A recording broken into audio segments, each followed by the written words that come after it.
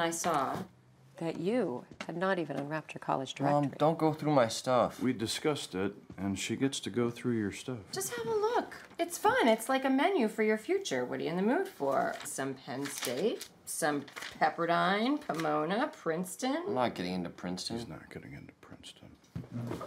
So is that it? No, honey, it's not it. Your father and I want to talk to you about something kind of sad. What? What happened? Well, I just got off the phone with Denise Kushner, Rachel's mom. You know Denise? Not really. You're friends with Rachel, though. Yeah, I mean, we're like acquainted.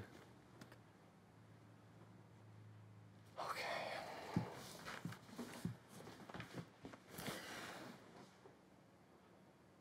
Rachel's been diagnosed with leukemia.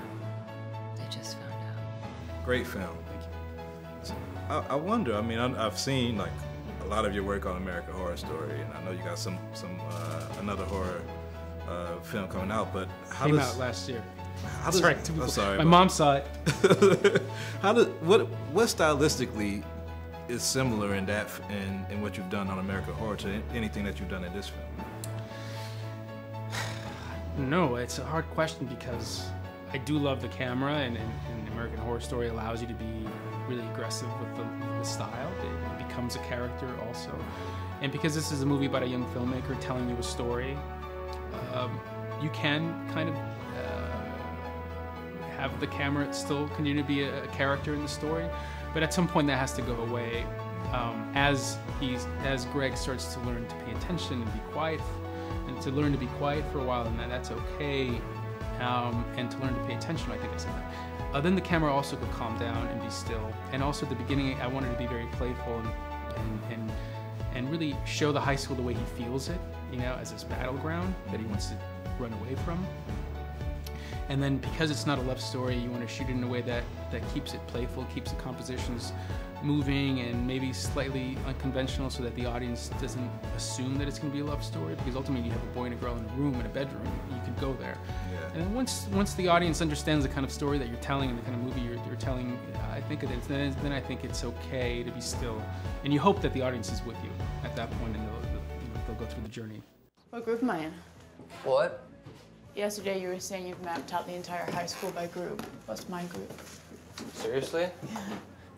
Boring Jewish senior girls subgroup 2A. Please appreciate how honest that was just now. You're an asshole. Well, what group are you in? I'm not in a group, actually. I just wouldn't belong to a group that doesn't suck. You know, I'm terminally awkward and have a face like a little groundhog, so. You can't really think that. No, I don't think that. I know that. With you. As an audience, you know, I think one of the most important things in these type of movies is like really selling those relationships. Like you had to believe that Greg and Rachel had these feelings for each other to really go for it. Without that love story, was that like a real challenge to really be able to bring those relationships together and sell that they still had these genuine feelings for each other?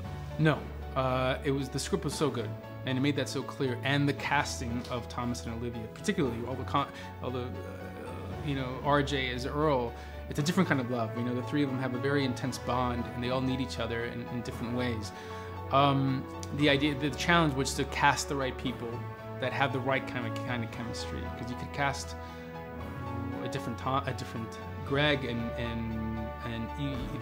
somehow how the camera reads them might be sexual or romantic. And so you have to just be careful in the casting of it and doing screen tests. Because sometimes I'd be with Olivia and she'd screen test with someone and she said, I didn't feel anything, it was awful. And you watch the tape and you swear they're gonna fall in love in 2 seconds. You know, it's one of those things the camera just has picks up on different energies. I don't know who the hell knows. It's a kind of a mystery, you know? Yeah. So yeah, you trust the text and you trust the actors once you cast them, and then you hope for the best.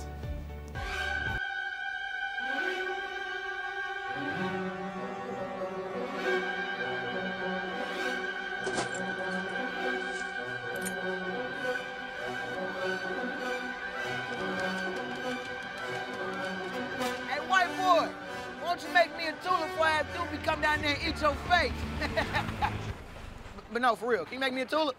Oh my God, am I on set right now? Oh. Oh my God. Ah, I can't take it. Action, cut. Madison, why are you here? Rachel said that I could find you here and your phone was going straight to voicemail. Probably because ain't no good service down there. But I had to get here because I had to let you know. So I was visiting Rachel and I was giving her a card and she was watching one of your secret movies. Oh my God, wait, did you see any of it? No, she turned it off immediately. It was good, it was good. You know, you're both Japanese and Earl beheaded you, but then she like turned it off. But I had a brainstorm, okay? I had an amazing brainstorm. I realized you need to make a film for Rachel. What do you think? I got two senses in this. I got a sense that this movie is very relatable to this generation of teenagers that's going through life and school and getting to know themselves. And it's also related to me in a nostalgic kind of way. Like, what was the style balance to be able to like make somebody like, you know, have a throwback memory of their high school years, along with giving people a fresh look at high school today? Well, I don't think you ever forget your high school years. And you know, I'm 20 years older than Thomas, but we both responded to Greg in the very same way. We both thought we were him. So there's a truth to that. And I think if you're honest with yourself as a filmmaker and you're trying to put yourself into the story, that's not the right answer, but not yourself, but I identified with what he was going through emotionally. So if I was trying to tap into that because I wanted to go through the same journey with him and hopefully come back, put myself together by the end the way Greg does, or he's on his way, and that's all you could hope for, that you're being authentic with why you're making the movie, you know, and you're seeking the truth. You don't want to fabricate and manipulate the audience. You want to earn those emotions of laughter and the tears, and hopefully some more laughter. Yeah. That's all you could hope for, and then you hope that by achieving something that strived to be a genuine emotion, that people would feel that from you as a filmmaker, and certainly from the performances, and of course the writing. Well, Alfonso, great job. Bravo. Thanks, man. Thank you. Thanks. Look, I don't want you hanging out with me. I don't need your stupid pity. It's fine. You can just go. No, hey, you got it all wrong. I'm not here because I pity you. I'm actually here just 'cause my mom is making me. It's actually worse.